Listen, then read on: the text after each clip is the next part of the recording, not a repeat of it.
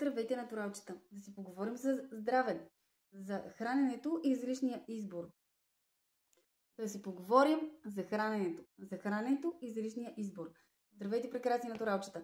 Днес реших да ви отговоря на един въпрос, който много от вас ми задавате. Защо реших да стана веган? Какъв е моят начин на хранене? Какъв е моят личен избор да го направя? Какви са моите причини и реално защо се случва? Веган вече 8 години. 7-8, нещо такова. Не ги броя. Както и да е.